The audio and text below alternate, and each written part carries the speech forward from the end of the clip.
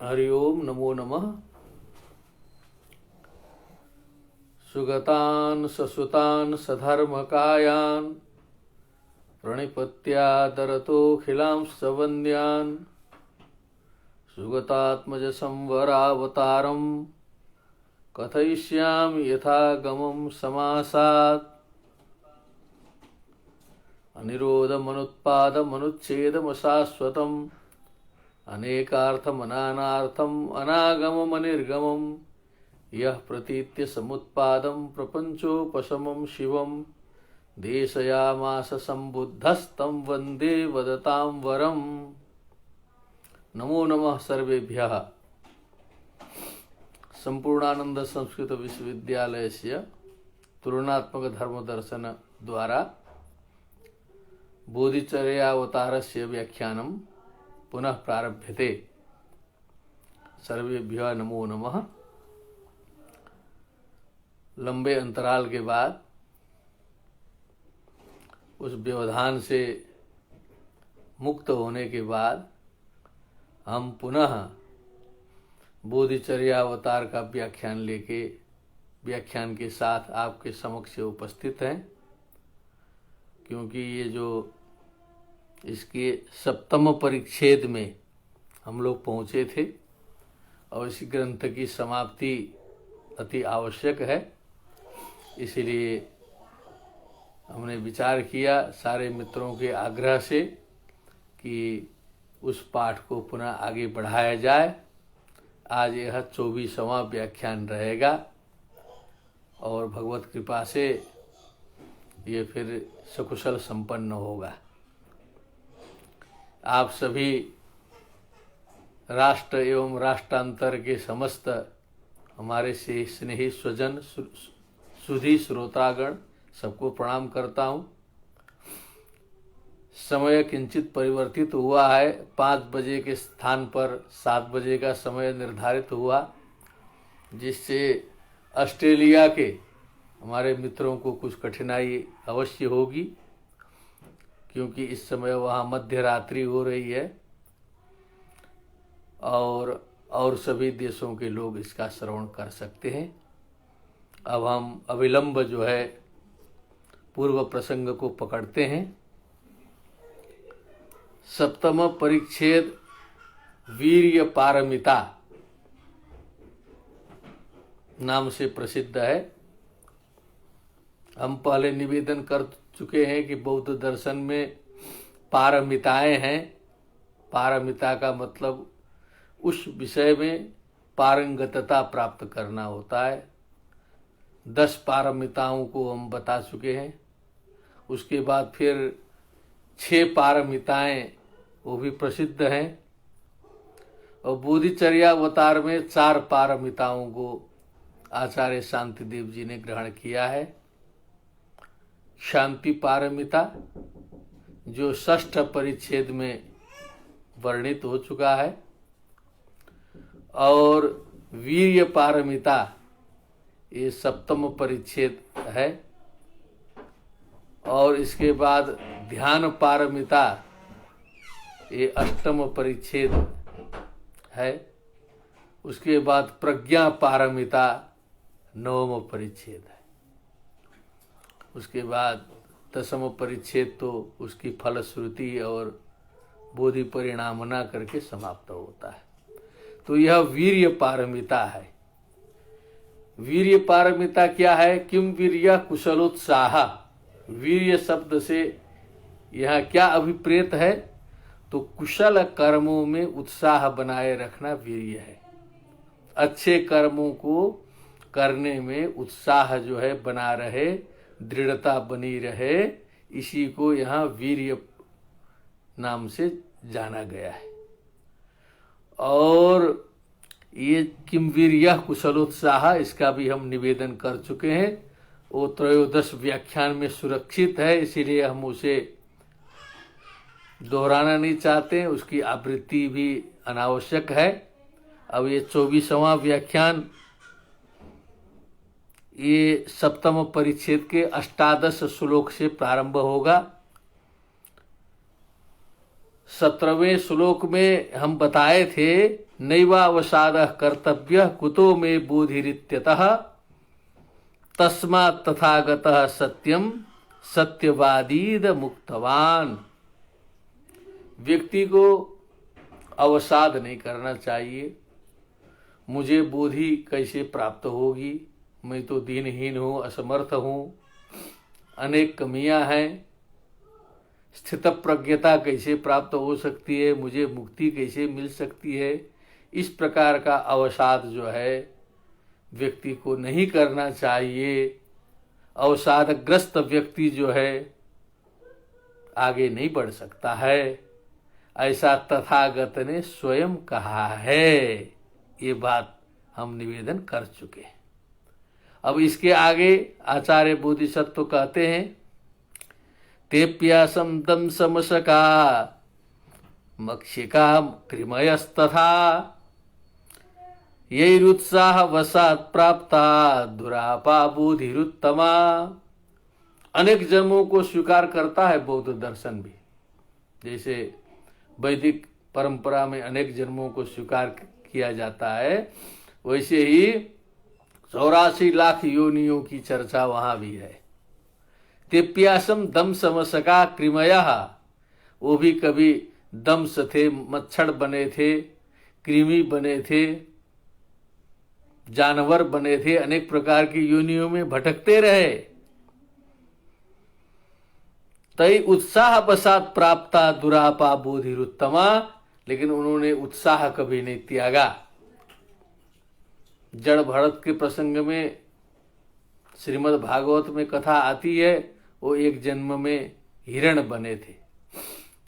उस समय भी उनकी स्मृति बनी हुई थी और बाद में फिर जड़ भरत के रूप में आए। तो उसी प्रकार की कथाएं बोधिसत्व, ये बोधिसत्व की भी कथाएं जातका अलंकार में, जातक माला में वर्णित हैं।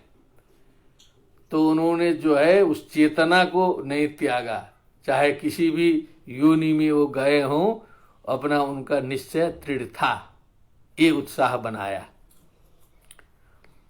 किमुताहम नरो जात्या शक्तो ज्ञातुम हिताहितम सर्वज्ञ नित्यनुसर्गाद बोधिम किम नाप्नुयाम अहम। तो शांतिदेव जी कहते, मैं तो मनुष्य हूं, मैं तो शुभाशुभ निर्णय करने में समर्थ हूं, हित अहित जानता हूं। तो क्या मैं जो है अब सर्वज्ञ की नीति, सर्वज्ञ का मार्गदर्शन, वो भी हमें प्राप्त है। पूरे बुद्ध का उपदेश हमारे सामने है, वो भी एक आधार है। तो क्या हम बोधि प्राप्त नहीं कर सकते? सारे इंद्रियों से युक्त हूं, मनुष्य हूं, ज्ञानवान हूं, और हमारे सामने सर्वज्ञ की अर्थात बुद्ध की नीति जो है, उनके उपदेश विद्यमान है। उसके आधार पर मुझे बोधि प्राप्त नहीं हो सकती है? अवश्य हो सकती है। ये कुशल उत्साह है। इस प्रकार का दृढ़ निश्चय करके बोधिसत्व आगे बढ़ने की प्रेरणा हमें प्रदान कर रहे हैं। अथापि हस्तपादादि दातव्यम इति मे भयम गुरुलाघव मूढ़त्वम तन्मे स्यादभिजानतः। अब यहाँ पर जो है दंड व्यवस्था में सुनाई देता है कि प्राचीन समय में जो है जो चोरी करता था उसके हाथ काट दिए जाते थे, किसी के पैर विच्छेदित कर दिए जाते थे, किसी को मृत्यु दंड दिया जाता था। ऐसी परंपराएं रही होंगी। अब मृत्यु दंड देने से बढ़िया जो है, उत्तम जो है, हस्तपादादि विच्छेद है। हाथ काट के छोड़ दिया जाए, मृत्यु दंड तो नहीं मिला, लेकिन हस्तपादादि विच्छेद होगा ऐसा सोच के ही हमको जो है बहुत बड़ा भय लगता है। उस व्यक्ति को बहुत भय होता है, भयभीत हो जाता है। गुरु लाघव मूढ़त्वम, क्योंकि हम जो है गुरु और लाघव क्या बड़ी चीज है, क्या छोटी चीज है, इसमें हम जो है पजल्ड हो जाते हैं, हम निर्णय नहीं कर पाते हैं कि हम, इसका भाव यह है कि हम यहाँ थोड़ा सा कष्ट सहेंगे तो कितनी बड़ी बोधि उत्पन्न होगी। उस बोधि के नाम पर जो हम कष्ट सहेंगे उससे तो जो है अनंत लाभ प्राप्त होगा। अब यहाँ कष्ट हम नहीं सहेंगे तो उधर हानि होगी। तो ऐसे हमको गुरु लाघव पर विचार करना चाहिए। यदि हाथ देने से काम चल जाएगा, शरीर बचा रहेगा, तो शरीर से और भी बहुत से कार्य हो सकते हैं। बिना हाथ वाले भी बहुत काम कर सकते हैं, बिना पैर वाले भी कर सकते हैं। दिव्यांग जनों की कथाएं आती हैं, देखने को मिलता है, तो बहुत कुछ कर सकता है व्यक्ति।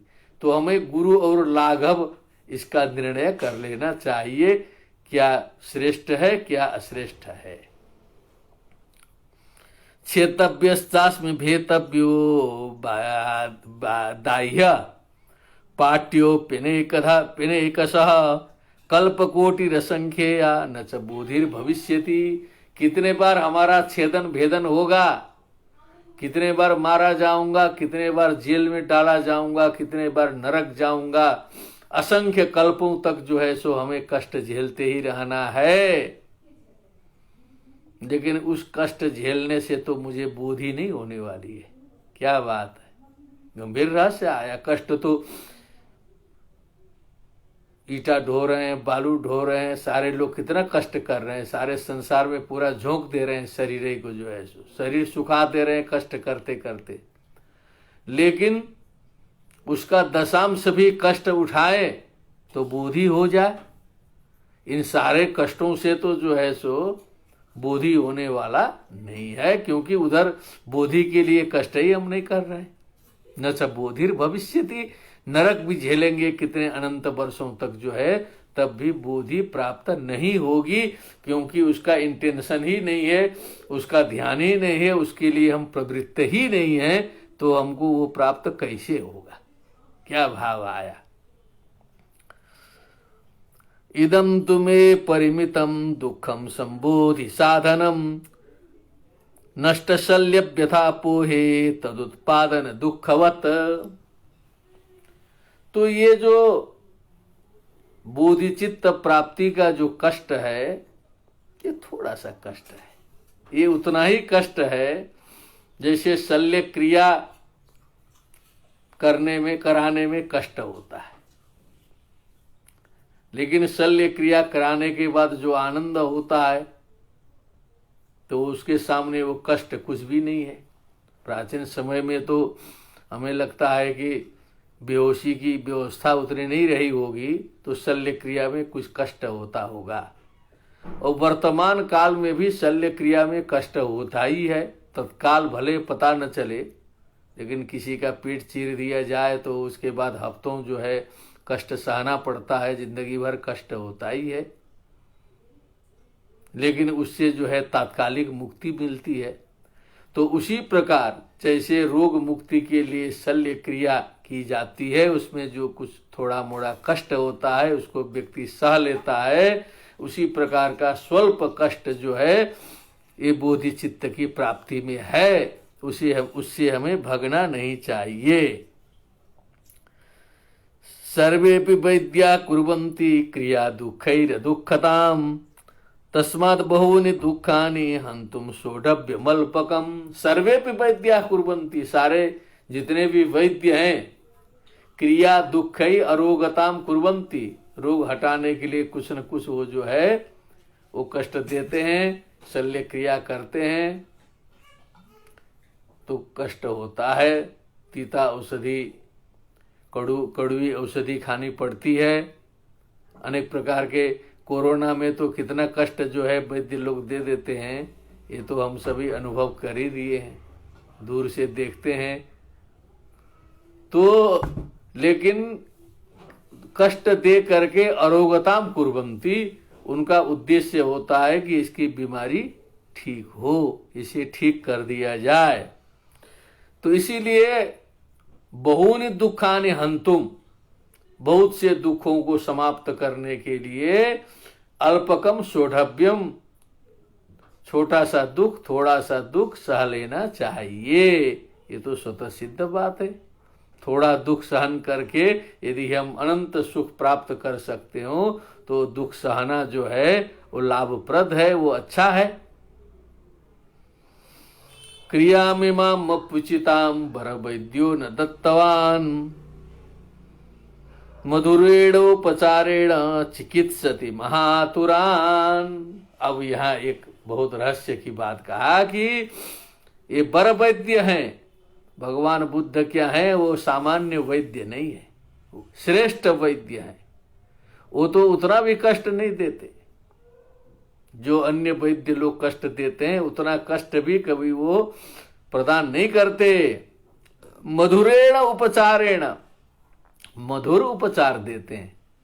बहुत जो है जैसे चीनी मिला के शक्कर मिला के जो है उपचार किया जाता है, औषधि दी जाती है, उसी प्रकार मधुर उपचार के द्वारा जो है महातुरान चिकित्सति, बड़े बड़े जन्म जन्मांतर के वासना आदि अनंत क्लेशादि रोगों से ग्रस्त जो है सांसारिक प्राणियों की चिकित्सा करते हैं बिना दर्द कराए और मधुर उपचार के द्वारा जो है।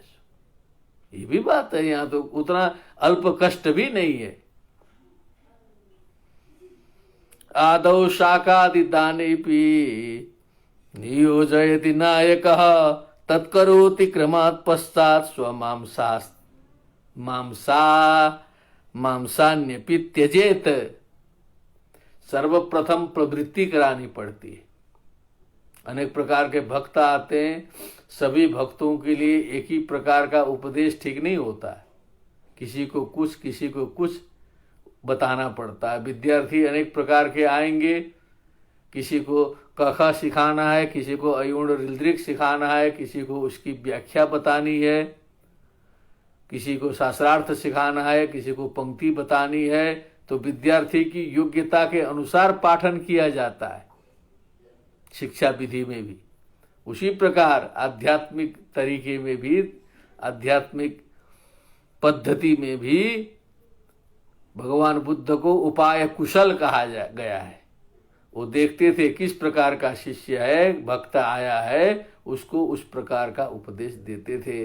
देख रहे हैं कंजूस व्यक्ति है, अभी कुछ नहीं कर सकता है, उसको कह देते थे भैया ऐसा करो कि ये जो साग है, पालक का साग, राई का साग, सरसों का साग, बथुआ का साग, ये सब साग 1-1 किलो दान दिया करो। जो है साग दान करो पहले। तो कोई भी व्यक्ति कर सकता है, सरल चीज है भैया, साग दान करो। एक ठे जो बहुत से यहाँ साधु लोग भी हैं, तंत्र मंत्र वाले अनेक प्रकार का दान बताते हैं, तो वो भी साग दान सिखाते थे। तो सोचेगा सरल है, अपना साग दान शुरू कर दिया। उसके बाद धीरे धीरे उसको जो है कहेंगे अब ये दान करो, फिर वो दान करो, फिर बाद में द्रव्य दान करो, फिर प्रिय वस्तु दान करो। बढ़ाते बढ़ाते जा रहे हैं। साग से शुरू किया, सब्जी दान से शुरू किया, अंतिम में ले जा करके उसको जो है इतना ट्रेंड कर देते थे बुद्ध जी कि स्व मांसाहानि अपि त्यजेत। अपने उसको कहेंगे कि बस अपना मांस दान करो, तो उसके लिए भी वो तैयार हो जाता। जैसे शिवी राजा की कथा आती है श्रीमद् भागवत में, जो है शिवी राजा ने जो है कबूतर को बचाने के लिए वो जो बाज पक्षी को अपना शरीर काट काट करके दान दिया था। जो है अब वो भाव आया, स्व मांसम अपि संत्यजेत, अपने मांस का भी त्याग कर सकता है अंतिम में साधना पूर्ण होने पर। लेकिन शुरुआत तो कहीं से जो है, पहले कहेंगे चवन्नी दान करो, बढ़ाते बढ़ाते चलेंगे ना। एक ही बार कहेंगे उसको 1000 दे दो, नहीं दे सकता है कंजूस आदमी, लेकिन उसको कहेंगे चवन्नी दे दो भैया, तो चवन्नी दे देगा। उसके बाद धीरे धीरे उपदेश करते करते आइए 98 में, तो ऐसे ऐसे बढ़ा करके एक दिन उसको अपना शरीर भी त्यागने का सामर्थ्य प्रदान करते थे।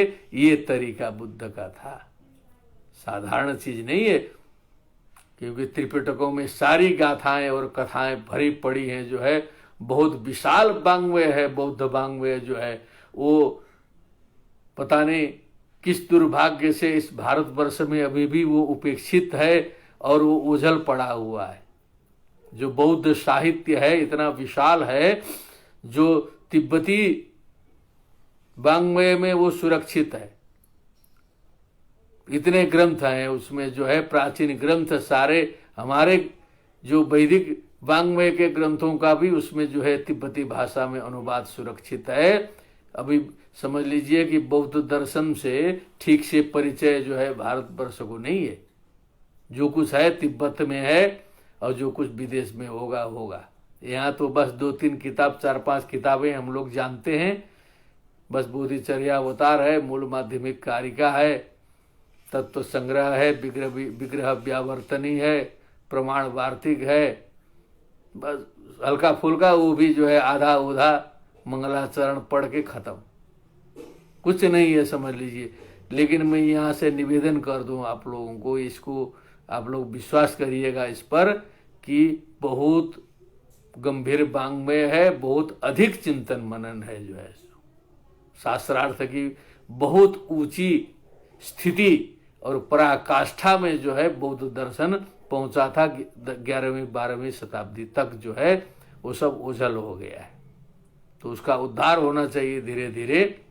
ये हमारी कामना है, आप सभी की कामना होनी चाहिए, क्योंकि ये संस्कृत साहित्य है, ये भारतीय संस्कृति का अंग है, ये परंपरा का अंग है, ये भारतीय ज्ञान विज्ञान वैभव का नमूना है, इसलिए इसको सुरक्षित रखना चाहिए। यदा साके स्व प्रज्ञा स्वमांसेऽपि बजायते मांसास्ति तेजतस्तस्य तदा किम नाम दुष्करम। क्या बात है, यहाँ कहते हैं ना कि वो आत्मवत् सर्वभूतेषु यह पश्यति स पंडितः, मिट्टी के ढेले के समान जो है सो सोने को समझने वाला, मातृवत परदारेषु परद्रव्येषु लोष्ठवत, दूसरे के द्रव्य को जो है मिट्टी के ढेले के समान उसमें दृष्टि रखने वाला, आत्मवत् सर्वभूतेषु यह पश्यति स पंडितः कहा गया है ना।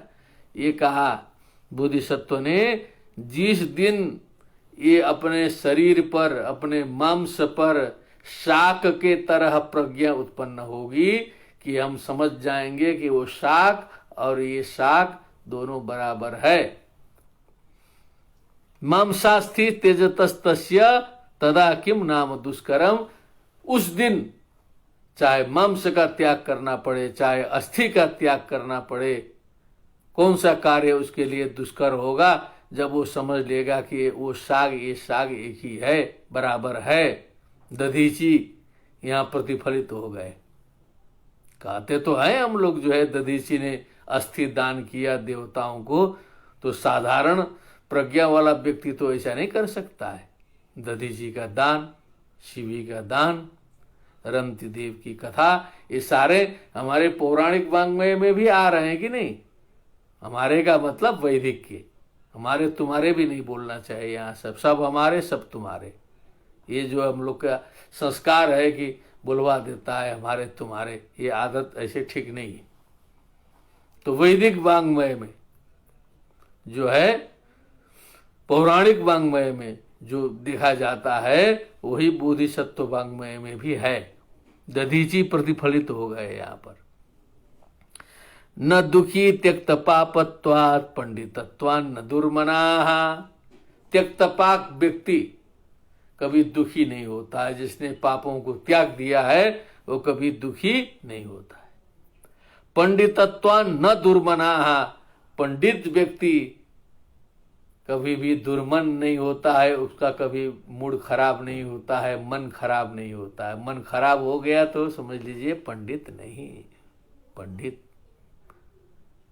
सद असद विवेकिनी बुद्धि पंडा, पंडा संजाता अस्य इति पंडितः, ऐसा कहा गया है। तो उसके बाद फिर मूड खराब कहाँ से होगा, दुर्मना कहाँ से होगा। किसी भी परिस्थिति में उसका मन खराब नहीं होगा, ये पंडित का लक्षण है। मिथ्या कल्पनया चित्ते पापात् काये ये तो व्यथा मिथ्या कल्पना से चित्त में व्यथा होती है। अनेक प्रकार की कल्पना हम करेंगे, ये चाहिए वो चाहिए, टेंशन करेंगे, पूरा का पूरा टेंशनमय जगत है।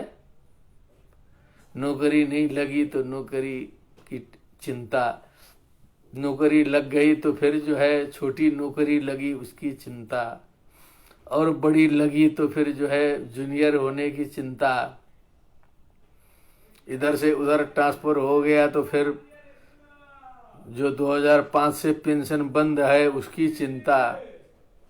अनेक प्रकार से चिंताओं से घिरे हैं। चाहे अब रीडर, प्रोफेसर, लेक्चरर सब देखिए, सब उसी के गुणागणित में लगे हुए हैं। क्या चक्कर है ये जो है, सब कुछ आपको मिल गया है। जो बेरोजगार है सोच रहा है कि हमको 20,000 की भी नौकरी लग जाती तो क्या हो जाता, तर जाते हम। लेकिन यहाँ लाखों पा रहे हैं लेकिन चेहरा मुरझाया हुआ है। कहेंगे अरे वो सीनियर हो गया जो है सो हमसे जूनियर था, गुणागणित करके वही हेड बन गया है। अब ये चिंता, तो ये कहा मिथ्या कल्पनाया चित्ते व्यथा, व्यथा होती है जो है सो। कितना व्यवहारिक चीज है। पापात काये, ये तो व्यथा, और पाप से शरीर में व्यथा होती है। भगवत कृपा से आप सभी को मालूम ही है कि कोरोना प्रकोप हमें भी सहन करना पड़ा, लेकिन कोरोना ने कुछ नहीं बिगाड़ा, कुछ नहीं कष्ट दिया, ये भी मैं बताता हूँ, इसलिए हम उससे नाराज भी नहीं हैं। और वीर्य पारमिता का प्रारंभ हो चुका था। एक वीर्य, एक उत्साह उस समय भी प्राप्त होता रहा, और भय नाम की चीज बिल्कुल नहीं आई। ये बोधिचर्या का ही प्रभाव था, इसकी कृपा थी कि मैं निर्भीक होकर के जो है उसका सामना किया, और आप सभी के सौजन्य से मैं स्वस्थ हो गया 15 दिन में तत्काल जो है। नहीं तो बहुत से हमारे समकक्षी लोग जो 60 के आसपास के हैं गए भी जो है, लेकिन यहाँ तो कष्ट नहीं दिया। और मुझे विश्वास है कि समय आएगा तभी शरीर जाएगा। ये अचानक ये कोरोना कुछ नहीं कर पाएगा, इतना विश्वास हो गया। तो ये तो व्यथा, ये व्यथाएं ऐसी होती हैं।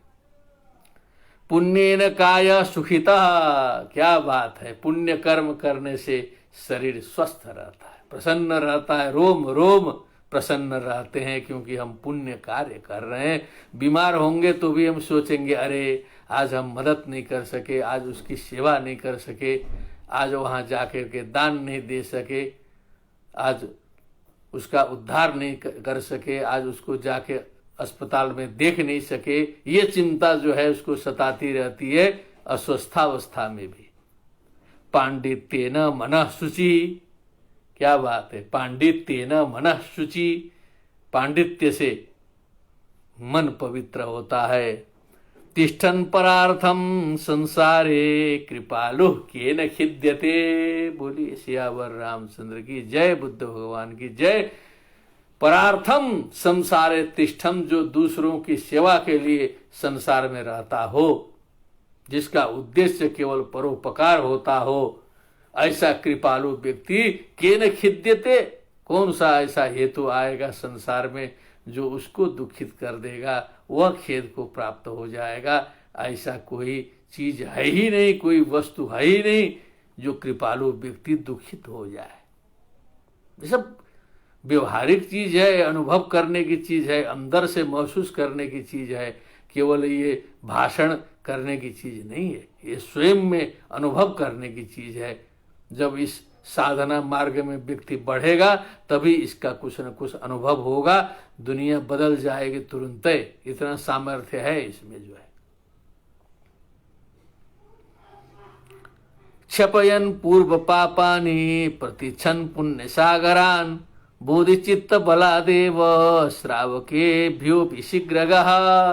वह जो दूसरे के दुखों को निवारण करने में जो उत्सुक व्यक्ति है, लगा हुआ व्यक्ति है, क्षपयन पूर्व पापानि भिद्यते हृदय ग्रंथि छिद्यन्ते सर्व संशयाः। क्या बात है। सब पंक्तियां एक ही हैं। और हमारे एक परम मित्र मध्य प्रदेश के हैं, गणित के प्रोफेसर मिश्रा जी, अब उनका आग्रह है कि बोधिचर्या अवतार के बाद श्रीमद् भागवत का व्याख्यान होना चाहिए। यद्यपि हम उसके उतने पात्र नहीं हैं, तथापि उनके और फिर अमेरिका के कुछ मित्रों के आग्रह पर हम उस पर सोच रहे हैं कि बोधिचर्या अवतार की समाप्ति के बाद हम श्रीमद् भागवत की चर्चा पर भी चलेंगे और सत्संग होगा, क्योंकि चलता रहेगा। जब तक जीवन रहेगा तब तक कुछ न कुछ जो है, कुछ आपको भी लाभ होगा, कुछ हमें भी लाभ होगा। इसलिए उसे हमने स्वीकार कर लिया है। ये आप सभी के सामने मैं निवेदन कर देता हूँ। क्षपयन पूर्व पापानि प्रतीक्षन पुण्य सागरान। पुण्य सागरान, पुण्य के समूहों की प्रतीक्षा करता हुआ, पूर्व के पापों को जो है नष्ट करता हुआ, बोधिचित्त बलादेव, वो बोधिचित्त के बल से श्रावके भ्यो भी शीघ्रगः, जो श्रावक होते हैं उससे आगे के जो सिद्ध लोग हैं उनसे भी फास्ट ये जो है चल देगा। ये जो बोधिसत्व है, तो समझ लीजिए कि जो है भक्ति वाला जो है वो ज्ञानियों से भी आगे निकल जाता है। ऐसी बात भागवत में आती है।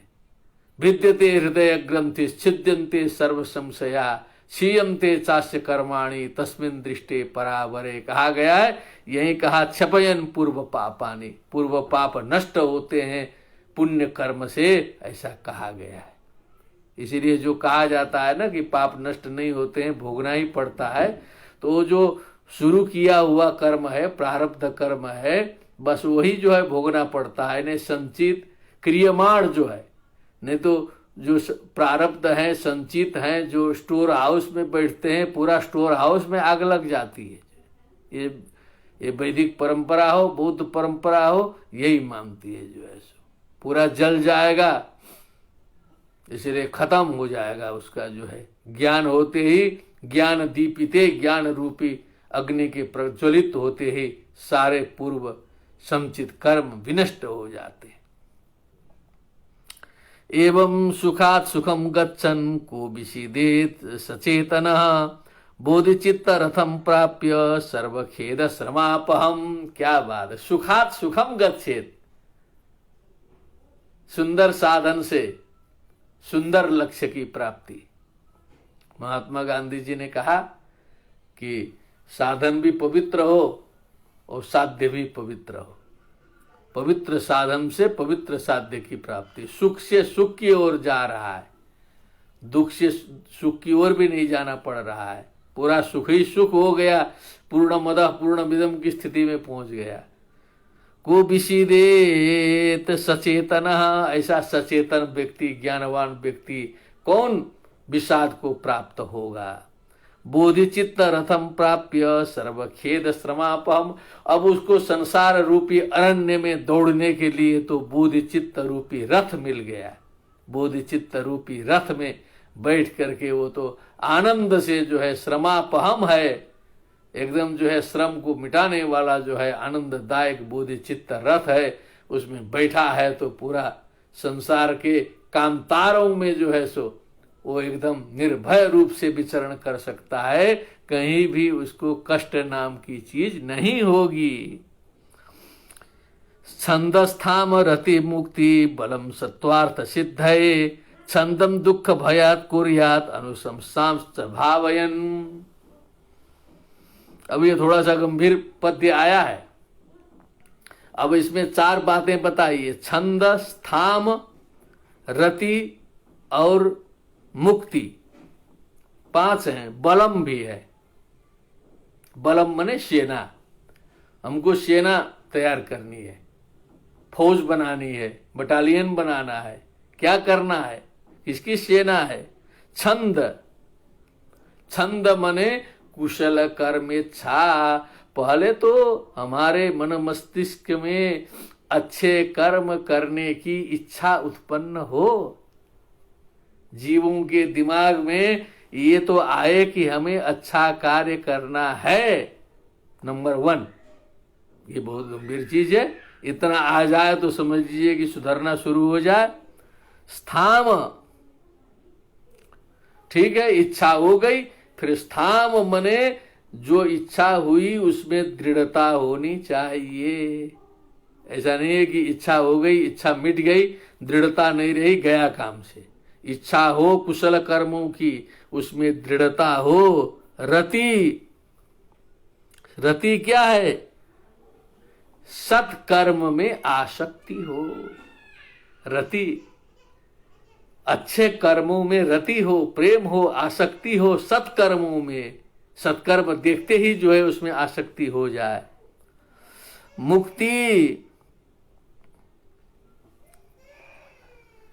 अब मुक्ति का मतलब जो है, यदि साधना चलाने में असामर्थ्य हो, यदि सामर्थ्यहीनता हो, तो उस कार्य का स्थगन भी, साधना का स्थगन भी होना चाहिए। जैसे हम लोग को जो है 1-1.5 महीना जो है बोधिचर्या अवतार का स्थगन करना पड़ा। ये नहीं है कि अब हमने शुरू किया है तो हम एकदम जबरदस्ती चलावे करेंगे। ये क्या बदमाशी है? स्थगन करना भी आना चाहिए सामर्थ्य को देख करके। जबकि 11 नवंबर 2020 को जो व्याख्यान 23वां हुआ था, उस दिन का चित्र यदि आप लोग ध्यान से देखेंगे तो वो जो व्याधि जो है अपने शरीर में प्रविष्ट हो चुकी थी। शरीर बता रहा है, लेकिन पता नहीं था, व्याख्यान कर दिया गया, क्योंकि 12 से कुछ ज्यादा हुआ तो जो है उस पर स्थगन किया गया। तो अपने सामर्थ्य को देख करके साधना को स्थगित करने भी आना चाहिए कि अब स्थगित कर देना चाहिए।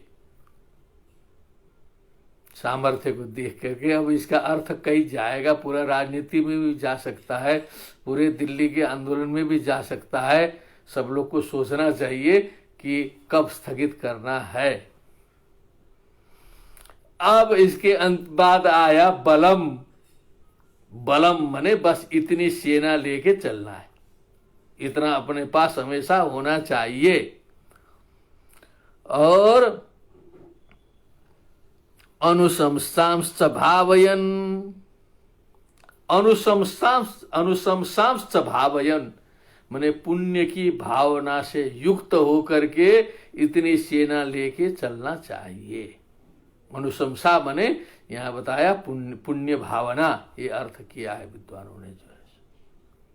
अब ये पूरा श्लोक एक बार सुन ले।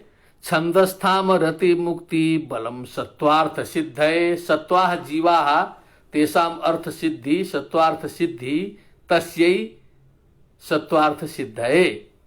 छंदम दुख भयात कुर्यात अनुशंसांश्च भावयन। छंद माने जो इच्छा है, कुशल कर्म इच्छा है, क्यों करना है? दुख भयात कुर्यात, दुखों से सब मुक्ति चाहते हैं। सब लोग चाहते हैं कि दुख न हो, कष्ट न हो।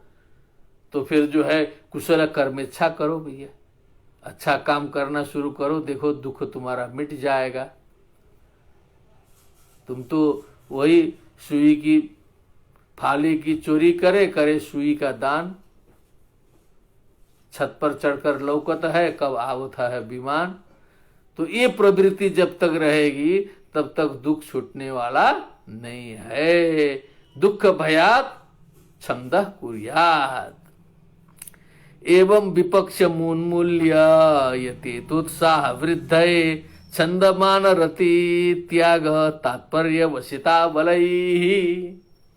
अब बलैहि माने इन सभी सेनाओं के द्वारा विपक्ष उन्मूल्य, जो भी विपक्ष भावना आती है, सत्कर्म के विपरीत जो भावना आती है, दया के विपरीत जो घृणा आती है, जो स्नेह के विपरीत जो घृणा आती है, मैत्री के विपरीत जो अमैत्री आती है, इस प्रकार जो भी विपक्ष भावना है इनका उन्मूलन करना चाहिए। तात्पर्य वसिता बलैहि, तात्पर्य पर ध्यान देना चाहिए कि हम किधर निकले हैं, कहाँ जा रहे हैं। बीच में उलझ जाएंगे तो ये गुंडे बदमाश तो यहाँ से लेके दिल्ली तक पूरा रास्ते पर मिलते रहेंगे, डिस्टर्बे करते रहेंगे सब लोग जो है। हम एक एक आदमी से उलझते रहेंगे तो 10 आदमी से झगड़ लेंगे पूरा रास्ते में जो है। दिमाग टेंशन में हो जाएगा, वहां जाके इंटरव्यू देना है, सब काम गड़बड़ा जाएगा।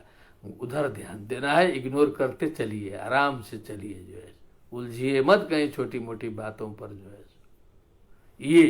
ये आध्यात्मिक में इसको घटाना है। अप्रमेया मया दोषा हंतव्या स्वपरात्मनो एक एकस्यापि दोषस्य यत्र यत्र कल्पार्णवै क्षयः। बहुत ऊंची बात कहा कि मुझे तो क्या करना है, बोधिसत्व मार्ग पर चले हैं, एक एक दोषों को समाप्त करना है जो मेरे मन मस्तिष्क में हैं, जड़ जमा के मेरे शरीर में बैठे हैं। उन सभी दोषों को, काम क्रोध लोभ मोह मद मात्सर्य दंभ पाखंड ईर्ष्या अभिमान सरसत द्वेष घृणा आदि आदि आदि आदि अनंत दोषों को सबको उखाड़ना है, खत्म करना है, टोटल जीरो करना है। और एक दोषों को समाप्त करने में कल्प कल्प भी लग सकते हैं। कोई जरूरी नहीं है कि तुरंत समाप्त हो जाए, कोशिश करते चलेंगे। इस जन्म में नहीं होगा, उस जन्म में होगा, उस जन्म में होगा, कभी न कभी समाप्ति होगी इनकी। कल्पार्णवै क्षयः कहा कि एक एक दोष इतने मजबूत हैं जिनका नाश जो है कल्प कल्पों में होगा। बिना दोषों को नाश किए बिना बोधिसत्व चर्यावतार व्यर्थ है, इसका श्रवण व्यर्थ है, इसका अनुष्ठान व्यर्थ है, इसके रास्ते में चलने का प्रयत्न व्यर्थ है जो है। जब तक दोषों की समाप्ति नहीं होगी, वो भी एक एक करके चुन चुन करके दोष खोजना होगा। तत्र दोष क्षयारंभे लेशोपि मम नेक्ष्यते अप्रमेय व्यथा भाज्ये नोरस्फुटति में कथम। अब हमारा लक्षण देखिए, करना तो है सभी दोषों को समाप्त, लेकिन दोष क्षय करने के प्रति तो हमारी दृष्टि ही नहीं है। कोई ऐसा व्यक्ति तो मिलता ही नहीं है कि हम अपने दोषों को मिटाने में लगे हुए हैं। लेशोपि मम नेक्ष्यते, दिखाइए नहीं देता है कि हम कभी भी जो है ये सोच रहे हो कि हम अपने दोषों को समाप्त करें, और करना है बहुत बड़ा काम। ये अप्रमेय व्यथा भाज्य, इतने अप्रमेय व्यथाएं जो हैं, कष्ट देने वाले जो दोष हैं, उनसे जो है, उनसे टूट फूट करके नोरस्फुटति में कथम, हमारा जो हृदय है, जो मस्तिष्क है, चकनाचूर होकर के गिर क्यों नहीं जा रहा है। इतने दोषों को ढो करके हम चलने में समर्थ कैसे हो रहे हैं जो है, क्या बात है।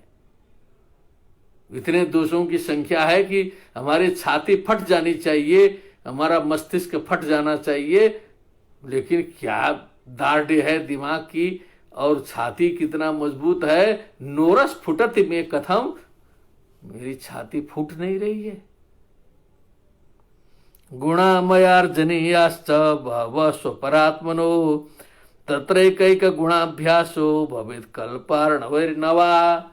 अब केवल दोषों को समाप्त ही नहीं करना है, मुझे गुणों का आधान करना है, गुणों का अर्जन करना है। दोषों को खाली करके गुणों को भरना है, और एक एक गुणों के अभ्यास में भी उतना ही समय लग सकता है जितना दोषों को क्षय करने में समय लगा था। कल्प कल्प तक जो है दोषों को क्षय करने का समय बताया गया, उतना ही समय जो है इन गुणों को फिर जो है प्रतिष्ठित करने में और इनको जो है स्थापित करने में लग सकता है। आप विचार करें कितनी ऊंची स्थिति है, पराकाष्ठा कहाँ है, ये सोचने की बात है। इसीलिए ये जो बोधिचर्या अवतार है ना, भले हम लोग यहाँ उपेक्षा कर रहे हैं भारतवर्ष में, लेकिन सारे विदेशों में, चाहे चाइना हो, चाहे तिब्बत हो, चाहे भूटान हो, नेपाल हो, बौद्ध समाज में ये परम पवित्र ग्रंथ के रूप में जो मान्य है। जापान है, कोरिया है, श्रीलंका है, जहाँ भी बौद्ध है, अब बोधिचर्या अवतार की स्थिति बहुत ऊंची स्थिति है जो है, क्योंकि चिंतन जो भी विदेशी अंग्रेज विद्वान इसको देख के पगला गए सब जो है, उनको लगा कि ये हाई थिंकिंग है इस संस्कृत लैंग्वेज में, संस्कृत भाषा में जो है सो भी क्या बात थी कि संस्कृत में लिखा जो है उन्होंने जो है, ये संस्कृत भाषा की विशेषता है कि उसी में लिखा हुआ जो ज्ञान है, जो बात है, वही स्थायी होता है। तभी जो है सारे महायान के विद्वानों ने जो है, चाहे अभिधर्म कोश हो, चाहे महायान सूत्रालंकार हो, संस्कृत में लिखा। और सारे जैनियों ने जो है मुख्य मुख्य ग्रंथ जो है संस्कृत में लिखे हैं। व्यास जी ने जो है 1 लाख श्लोक का महाभारत संस्कृत में लिखा। जब कोई समझ भी नहीं करेगा, इस समय कहते हैं ना कि अरे हिंदी भी बोलिए, संस्कृत में कोई समझता नहीं है, दिमाग खराब होता है सुन करके। ऐसा सोचते तो व्यास जी लिखते 18 पुराण जो है पूरा संस्कृत में क्यों लिखा? इतने लोग तो नहीं समझते रहे होंगे उस समय भी अभिजात्य वर्ग ही संस्कृत समझता रहा होगा। द्विजातिरिव संस्कृताम, हनुमान जी खुदे बोलते हैं, यदि वाचम वदिष्यामि द्विजातिरिव संस्कृताम रावणम मन्यमाना माम सीता भीता भविष्यति। यदि मैं संस्कृत में बोलूं तो संस्कृत जो है द्विजाति की भाषा है, द्विजाति ही लोग इसको ज्यादा प्रयोग करते हैं, तो मुझे सीता रावण समझ लेगी, तो ये तो बात है। लेकिन व्यास जी आदि विद्वानों ने क्यों संस्कृत में लिखा? What is the matter? कुछ न कुछ कारण है, इसको समझना चाहिए। इसको बिना समझे रहस्य बोध नहीं होने वाला है। कुछ न कुछ है तत्व जो है इसमें। केवल वैदिक परंपरा ही नहीं, बौद्ध जैन आदि जो भी भारत की प्रमुख परंपराएं हैं, उन्होंने संस्कृत भाषा को अपनाया है, वो स्थायी बना है, वो जीवित रहा है। और जिसने संस्कृत को नहीं अपनाया वो समाप्त हो गया जो है, काम से गया।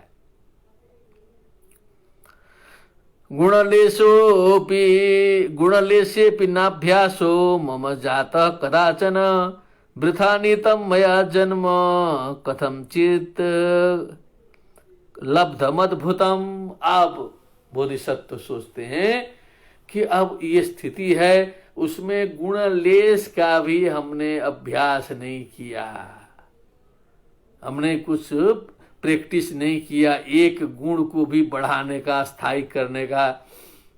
काम क्रोध तथा लोभ तस्मात् एतत्त्रयम् त्यजेत बोल के गीता बोलती है।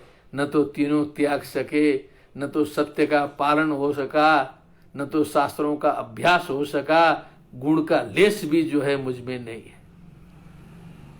कदाचन, कभी भी, कथंचन, किसी प्रकार हुआ ही नहीं। तो इसका मतलब निष्कर्ष क्या निकला? वृथा नीतम मया जन्म कथंचित् लब्धम अद्भुतम। अद्भुत, वंडरफुल। ये जो मनुष्य जीवन है ये अद्भुत है, वंडरफुल है। पूरी सृष्टि इसी में है। यथा पिंडे तथा ब्रह्मांडे है। सारी ब्रह्मांड की रचना इस शरीर में है। जब तक शरीर ठीक है तभी तक सारी दुनिया है। लोग पहले मूल्य लगाते थे 1 लाख की, लेकिन ये अरब खरब में मिलने वाला नहीं है। एक एक आंख, एक एक इंद्रिय अभी खरीदना पड़ेगा, तो किडनी बदलना पड़ेगा, तभी जो है 1 करोड़ खर्चा हो जाएगा, तो पता चलेगा शरीर के एक एक ऑर्गनों का क्या महत्व है, क्या मूल्य है।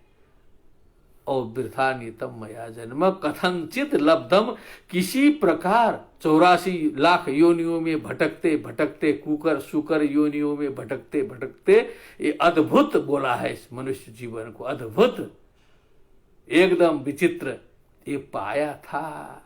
लेकिन ये तो हमने त्रिगुणों में बिता दिया, सारा व्यर्थ कर दिया। हमने जो है एक भी गुणों का अभ्यास नहीं किया। जय हो बोधिसत्व की। न प्राप्तम भगवत पूजा महोत्सव सुखम मया। क्या बात है, भक्त कवि हैं। भगवत पूजा सुखम मया न प्राप्तम, कभी भक्ति भाव से हमने भगवत पूजा का आनंद नहीं ले सका, कभी नहीं लिया, कभी उसमें चित्त नहीं रमा। मेरा जो है मन से जो है सो एकाकारा कारिक चित्त वृत्ति होकर के भगवत पूजा में मन नहीं लगा सका। न कृता शासने कारा, न तो भगवान बुद्ध के वचन में ही जो है सो एकाकाराकारी चित्त वृत्ति होकर के उन्हीं का अनुसरण किया, कम से कम वही बात माने होते तो भी ये दुर्गति नहीं होती। दरिद्र आशा न पूरिता, न तो दरिद्रों की आशा का पूर्ण किया, पूर्ति किया, न तो दिन दुखी की सेवा कर सका। क्या बात, वैदिक हिसाब से सोचिए, न तो वेद का अध्ययन हो सका, न तो पुराणों का अध्ययन हो सका, न तो श्रीमद् भगवद गीता का अभ्यास हुआ, न तो वेदोक्त सत्कर्म का पालन हुआ, न तो भगवत अर्चना हुई, न सेवा हुई।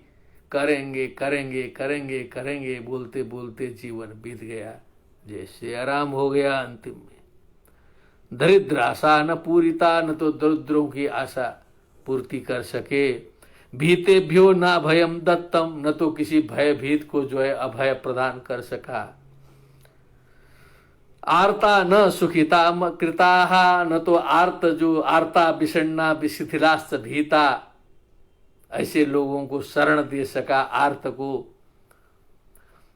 दुखाय केवलम मातुर्गतोस्मि गर्भशल्यताम, केवल माता के गर्भ का कांटा बना, केवल माता के यौवन को बेकार किया, माता को कष्ट दिया और मैं दुनिया में पैदा हो गया।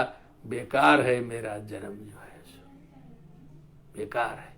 इसका 10% भी व्यक्ति सोच ले तो समझ लीजिए कि जो है बोधिसत्वचर्या श्रवण करने का फल मिलेगा, उपलब्धि हो जाएगी। धर्म छंद वियोगे न पौर्विकेण ममाधुना, विपत्ति रीदृशी जाता को धर्मे छंद मुत्सृजे। अब क्योंकि हमने धर्म की अभिलाषा त्याग दी, छंद मने वही धर्म में जो है कुशल इच्छा, उससे हमारा वियोग हो गया, धर्म से सत्कर्म से वियोग हो गया। धारणा धर्म मिथ्याहु धर्मो धारयते प्रजा, ये धर्म है, धार्यते असो धर्म। तो धर्म का छंद जो है वो हमसे उसका वियोग हो गया। पौर्विकेण मया धोना, ये पहले से हुआ, जन्म जन्मांतर से हम भटकना शुरू किए, वही संस्कार आज आकर के बाधा डाल रहा है। विपत्ति रीदृशी जाता, आज ऐसी विपत्ति हुई है। ये आज जो विपत्ति हुई है ये धर्म से लिंक तोड़ने के कारण ही हुआ है। को धर्मे छंद मुत्सृजे, जब इतना समझ ले व्यक्ति तो कौन ऐसा व्यक्ति होगा जो धर्म से छंद छोड़ेगा, अर्थात उसमें आसक्ति छोड़ेगा, उसमें कुशल अभिलाषा करना त्याग छोड़ देगा, उसको त्याग देगा। कौन ऐसा कर सकता है? कोई नहीं करेगा जब जान जाएगा ठीक से कि असली रहस्य ये है।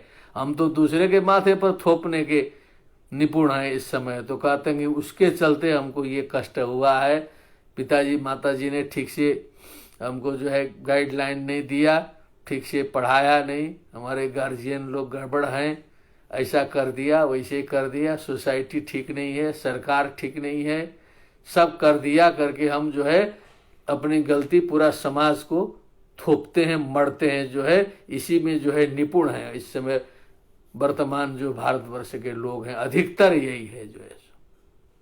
पुराने जमाने में था एतद् देश प्रसूतस्य सकाशात अग्रजन्मना स्वम स्वम चरित्रम शिक्षेरन पृथिव्याम सर्वमानवा। अभी हम दोष मढ़ने में निपुण हैं, केवल सारी अपनी कमी जो है दूसरे में लगा देंगे और बस जलते रहेंगे जिंदगी भर। तो कहाँ बोधिसत्व कथा और कहाँ ईर्ष्या, कहाँ मात्सर्य, इसकी भी चर्चा आएगी अभी। कुशलानां च सर्वेषां छन्दं मूलं मुनिर्जगौ, तस्यापि मूलम सततम विपाक फल भावना। समस्त कुशल कर्मों का मूल जो है छंद है, वो जो कुशलोत्साह है। सबसे पहले हमारे दिमाग में जो है अच्छा कार्य करने का जो विचार उत्पन्न होता है, वही समस्त कुशलों का मूल है, जड़ है। वहीं से सारे कुशल आरंभ होते हैं, शुरू होता है। तस्यापि मूलम सततम विपाक फल भावना। उसका मूल क्या है? विपाक फल भावना। विपाक फल भावना, जो कर्म करेंगे कर्म पकेगा, फिर उसका फल मिलेगा। जैसा कर्म करेगा वैसा फल देगा। भगवान बोलते हैं ना, कर्म अपने से फल देगा। कर्म विपाक संहिता करके तो पूरा ग्रंथ है वैदिक परंपरा में जो है, कर्म विपाक संहिता, उसमें सब दिखाया है कैसे कर्म पकता है, क्या होता है। गरुड़ पुराण में भी वर्णित है। तो यहाँ कहा विपाक फल भावना, विपाक फल की भावना करने के बाद तब कुशलोत्साह होता है। दुर्गति देखने के बाद दिमाग से तब सोचता है आदमी कि अब अच्छा चाहिए। दुखानि दौर्मनस्यानि भयानि विविधानि च अभिलाष विघाताश्च जायन्ते पापकारिणाम। अभिलाष विघाताश्च, हमारी इच्छा की पूर्ति नहीं होगी, इच्छा का विघात होगा, तो उससे क्या होगा? दुखानि जायन्ते, दौर्मनस्यानि जायन्ते, भयानि जायन्ते, विविधानि भयानि जायन्ते, अभिलाष विघाताश्च। अभिलाष विघाताश्च, अभिलाष का विघात होगा। पापकारिणम, पापियों के ये सब होते हैं जो अकुशल कर्म करते हैं, हमेशा पाप करते हैं, उनके ये सारे घटित होते रहते हैं जो है। एक दिन लूट लाट कर दिया, एटीएम लूट लिया, 5-10 लाख लूट लिया, तो ऐसा नहीं है कि वो हमेशा सुखी रहेगा। किसी दिन पकड़ा जाएगा। वो त्रिविर मासे त्रिविर वर्षे त्रिविर पक्षे त्रिविर दिनई अत्युत्कुटई पाप पुण्य रिहई वो फलमश्नुते। उसको जाना है निश्चित। आज लग रहा है कि गड्डी लेके भाग रहा है, गाड़ी लेके भाग गया। एक मालिक का ड्राइवर था, बड़ा विश्वस्त, नई गाड़ी खरीद के दिल्ली से, उन्होंने कहा कि मैं दिल्ली में 1-2 दिन का काम करके आता हूं, तुम गाड़ी लेके बनारस जाओ। और रास्ते में आके उसको लोग घेर लिया और 3.5 लाख में गाड़ी बेच दिया, गायब हो गया। तो कुछ दिन तो आनंद लिया होगा, लेकिन वो 1-2 साल में पकड़ा गया, सारा उसका निकल गया। तो व्यक्ति को इसका एहसास होना चाहिए, इसका अनुभव करना चाहिए कि मैं गलत कर रहा हूं, तो कभी न कभी वो किसी रूप में उपस्थित हो जाएगा। इतना विश्वास होने में तो कोई कठिनाई नहीं होनी चाहिए। यही नहीं हो रहा है लोगों को जो है, तो ये सिखा रहे हैं जो है। मनोरथ शुभकृताम यत्र यत्रैव गच्छति तत्र तत्रैव तत्पुण्य फलार्घेणा विपूज्यते। अब जो शुभ कर्म करने वाला व्यक्ति, वो जहां जहां जाता है, उनकी इच्छा जहां जहां पहुंचती है, वहां वहां उनके पुण्य के द्वारा फलार्घेणा विपूज्यते, फल और अर्घ आदि के द्वारा उसका सम्मान होता है। शुभ शुरू कर दिया ना, तो समझ लीजिए तुरंत शुभ शुरू हो जाएगा जो है, उसकी पूजा शुरू हो जाएगी। केवल लाल कपड़ा पहन के घूमते हैं तो पूजा शुरू हो जाती है। जनता मान लेती है कि अब जो है ये संत हो गए। बहुत से लोग उसका लाभ भी ले रहे हैं, लेकिन अंदर से संत हो जाए तो वो पूजा करने वाले लोगों की कमी नहीं है, तत्काल मान सम्मान शुरू हो जाएगा। वो कल तक जो दुत्कारा जाता था आज परम पूज्य हो जाएगा जो है, शुभ सोचते ही। पापकारी सुखेच्छा तो यत्र यत्रैव गच्छति तत्र तत्रैव तत्पाप दुख शस्त्रेर विहन्यते। उसी प्रकार जो पापकारी है, जो गलत विचार रखने वाला है, दूषित चित्त है, दुष्ट बुद्धि है, दूषित बुद्धि है, वो जहां जहां जाएगा वहां वहां कष्ट पाएगा। कहेगा अरे यहाँ के लोग बहुत खराब हैं, बनारस में कहेगा सब खराब ही लोग हैं, अपने संस्था में कहेगा सब बहुत खराब हैं, दिल्ली जाएगा वहां भी उसको खराब ही दिखाई देगा, जहां भी जाएगा उसको खराब दिखाई देगा, क्योंकि उसकी दृष्टि दूषित है। उसको अच्छा कहीं दिखाई नहीं दे सकता। जो अच्छा रहेगा उसको सब जगह अच्छा दिखाई देगा। यथा दृष्टि तथा सृष्टि, यथा दृष्टि तथा सृष्टि है, कहा गया है। बहुत बड़ा सिद्धांत है ये वेदांत शास्त्र का जो है, दृष्टि सृष्टिवाद, ये सिद्धांत है अलग से। दुख सश्रेर विहन्यते। बहुत आनंद आते आते अब पर्यवसान का समय आ गया। अब एक अंतिम पंक्ति उच्चरित करके और आपने देख लिया, व्याधिग्रस्त होकर के, ठीक होकर के भी मुझे तो लगता था कि मैं आधे घंटे का ही व्याख्यान करूं, लेकिन इस बोधिसत्व चर्यावतार की जो शक्ति है उसने जो है पूरा 1 घंटा जो है हमको प्रवाहित कर दिया। मुझे समय का भान नहीं रहा, वो मैं देख रहा हूं कि 1 घंटा समय पूर्ण हो चुका है, होने वाला है। और मैं एक श्लोक आपके सामने प्रस्तुत करूंगा जो सुन करके बहुत आनंद आएगा, जो श्रीमद् भागवत 10वें स्कंद में वेद स्तुति का छंद है। श्रीमद् भागवत 10वें स्कंद में जो है वेद स्तुति है, जो बहुत कठिन भी है और बहुत रेयर छंद है। वैसा छंद जहाँ तहाँ उपलब्ध नहीं होता है। हमारी जानकारी के अनुसार उसे नरकुटक छंद कहते हैं। उसका लक्षण कई ग्रंथों में मिला है। तो नरकुटक छंद जो है, जो वेद स्तुति का है, जो वेद भगवान जो है स्तुति करते हैं भगवान की, जय जय जय जामजित दोष गृभीत गुणा त्वमसि यदात्मना समवरुद्ध समस्त भग अग जगदोक सामखिल शक्त्यवबोधकते क्वचिद जयात्मना चचरतो नुचरे निगम। ये उसका पहला श्लोक है। समझ लीजिए अब इसका अर्थ कितना गंभीर है। अभी पल्ला ही नहीं पड़ेगा, साधना करनी पड़ेगी। अब भागवत की घोषणा हुई है तो हम आप लोगों के सामने धीरे धीरे, वो तो कब आएगा 10वां स्कंद, वो भगवान के भरोसे में है। वही छंद जो है बोधिसत्व ने यहाँ पर उतारा है। हम तो इसको देख के गदगद हो गए। जहाँ तहाँ ये छंद मिलता नहीं है, भागवत में मिला है और उसके बाद यहीं मिला। ये क्या कहते हैं कि कुशल कर्म करने वालों की स्थिति क्या होती है, उस छंद में बताया शांति देवाचार्य जी ने। विपुल सुगंधि शीतल सरोरुह गर्भगता, ध्यान से सुने, विपुल सुगंधि शीतल सरोरुह गर्भगता मधुर जिनस्वरा सन कृतोपचिताद्युतयः सुमुनिकर बोधिताम्बुज विनिर्गत सद्वपुषः सुगत सुता भवन्ति सुगतस्य पुरः कुशलैः। क्या बात है। जैसे भक्ति योग में जो है वैष्णव परंपरा में माना जाता है, जैसे भक्त जो है भगवान की सन्निधि प्राप्त करता है वैकुंठ में जाकर के, जैसे भगवत सानिध्य प्राप्त करता है, जैसा वर्णन है भक्ति शास्त्रों में, वही वर्णन करेक्टली यहाँ आया है।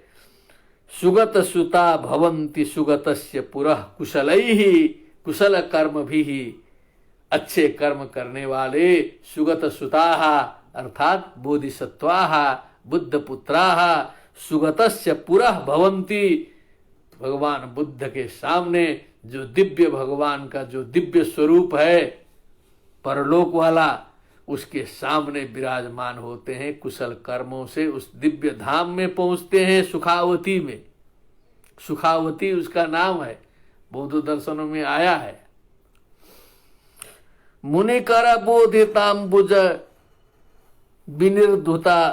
विनिर्गत सद्वपुषा, भगवान का स्पर्श करते और अंबुज विनिर्गत सद्वपुषः माने भगवान के मुनिकर बोधित अंबुज